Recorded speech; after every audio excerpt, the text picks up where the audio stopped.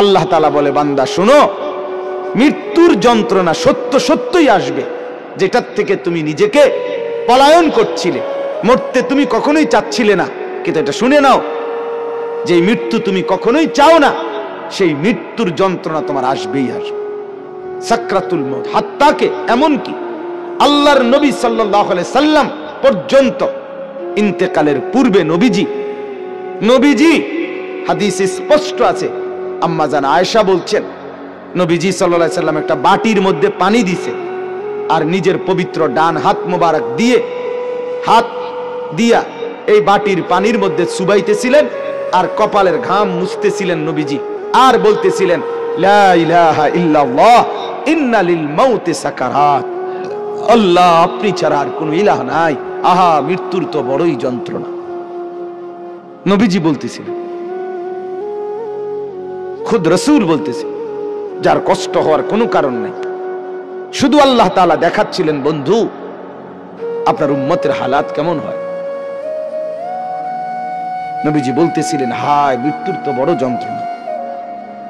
হযরত ফাতেমা রাদিয়াল্লাহু তাআলা আনহা, ওই হাদিসে আছে, ফাতেমা রাদিয়াল্লাহু তাআলা আনহা তখন কাঁদতেছিলেন, নবীজির মেয়ে, আর কাঁদতে কাঁদতে বলতেছিলেন, ওয়া কারাবাহ ইয়া আবাতা, আরবীয় আফসোসের বাক্য, হায় আমার আব্বা, না জানি আপনার কি কষ্ট হচ্ছে।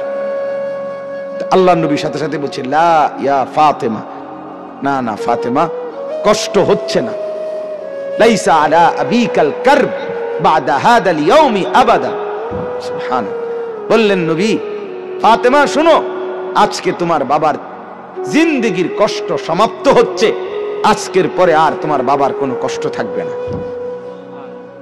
23 বছর আমি দিবানিশি মেহনত করছি, কষ্ট করছি, কাঁদছি, চোখের পানি ফেলছি, পাথরের আঘাত সয়েছি, পেটে পাথর বেঁধেছি, ক্ষুধার কষ্ট, দান শহীদ করেছি, সারা দেহ রক্তাক্ত হয়েছে, আমার অনেক কষ্ট হয়েছে, ঠিক মতো ঘুমাই নাই, ঠিক মতো খানা খাই নাই, ঠিক মতো রাত্রিতে বিশ্রাম করি নাই, বিবিরে সময় দেই নাই, পরিবারকে সময় দেই নাই।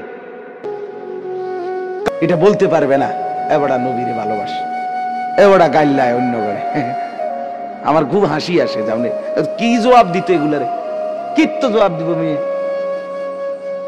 কি জন্য জবাব দিব?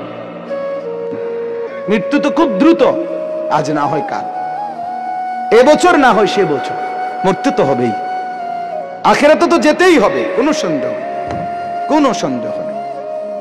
এজন্য বলতেছিলাম, আল্লাহর নবী সাল্লাল্লাহু আলাইহি ওয়াসাল্লাম বললেন যে আজকের পর থেকে তোমার বাবার আর কষ্ট থাকবে না।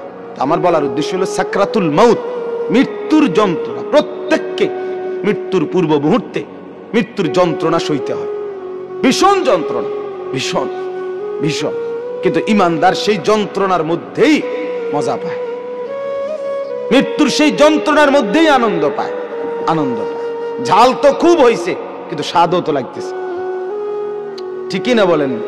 শীতকালীন তরকারি তো ঝাল হইছে, বাকি শীতের ঠান্ডার মধ্যে শীত ঝাল তরকারি খাইতে মজাও তো পাচ্ছে, ঠিক এরকম মৃত্যুর যন্ত্রণা হইতেছে ঠিক, কিন্তু এই যন্ত্রণা মনে যেন চিরে ভিড়ে যাচ্ছে, কিন্তু ঈমানদারের দিল খুশি, কিছুক্ষণের মধ্যেই আমি আমার মাওলার জান্নাত দেখতে পাবো। এটা তখন তাকে সব কষ্ট ভুলায় দেয়, সব কষ্ট ভুলায়। এজন্য হাদিসে আছে, নবীজির মৃত্যুর যন্ত্রণা তো হচ্ছে মৃত্যুর সময়, আল্লাহর নবী জবানে কি বলতেছিলেন, আল্লাহুম্মা রাফিকাল আলা, আল্লাহ আমি পরম বন্ধু, শ্রেষ্ঠ বন্ধু, আপনি মাওলার সান্নিধ্যেই যেতে চাই। তার মানে যেন আল্লাহ তাআলা বুঝাইছেন, বন্ধু মরবেনও না, তা আমাকে আর পাবেন কেন, মরতে তো হবেই, আসতে তো হবেই আমার কাছে। একটা মজার উদাহরণ শুনেন, আমরা কিতাবে পড়ছি, ইব্রাহিম আলাইহিস সালাম, ওনাকে মালাকুল মউত আজরাইল ওনার জান কবজ করার জন্য আসছে। তা আসার পরে আজরাইল জি বলছে, হে আল্লাহর নবী ইব্রাহিম, আমি আসছি আপনার জান কবজ করতে, আপনি যাবেন? ইব্রাহিম আলাইহিস সালাম তখন মালাকুল মউত আজরাইলকে বলছে, আজরাইল কি বললা এটা? আচ্ছা তুমি আল্লাহকে একটা কথা জিজ্ঞেস করো, গিয়া যাও, একটা প্রশ্ন আমার, বলছে কি বলেন?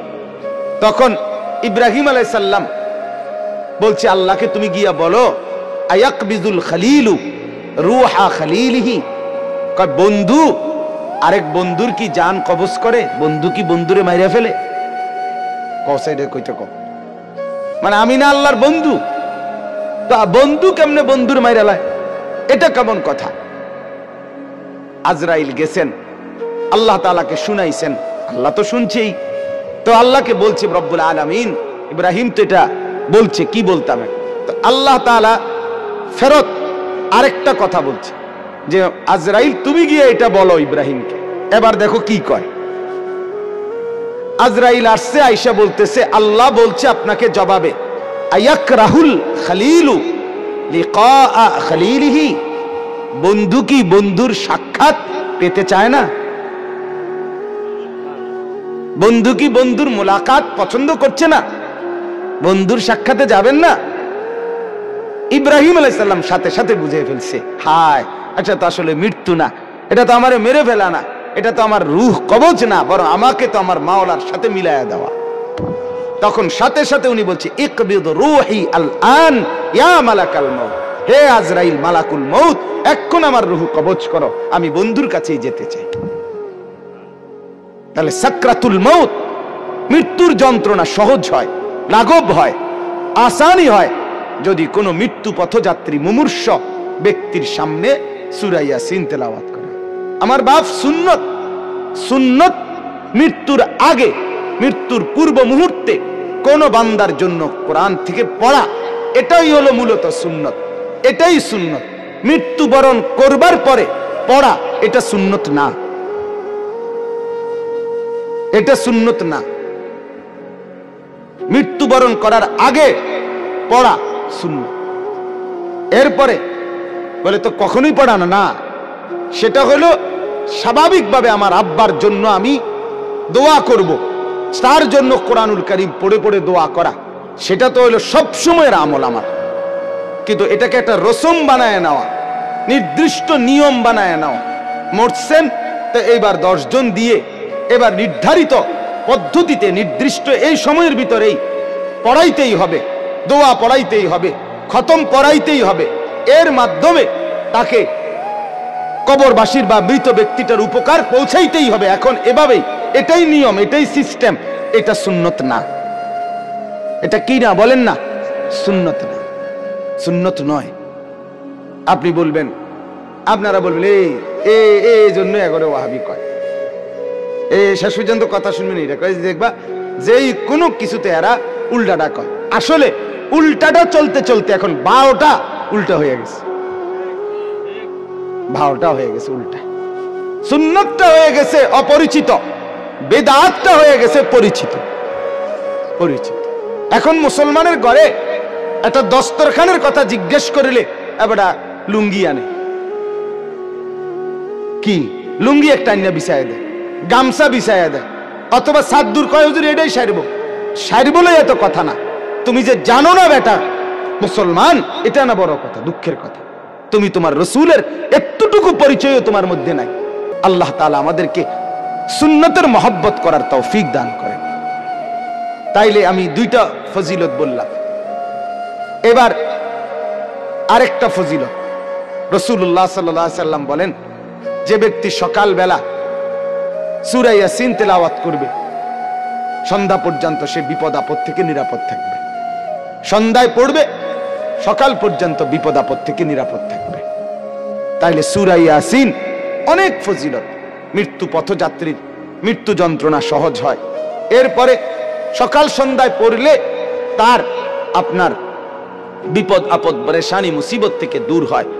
সর্বোপরি সূরা ইয়াসিন এটার দ্বারা অনেক বেশি ফজিলত অর্জিত হয়।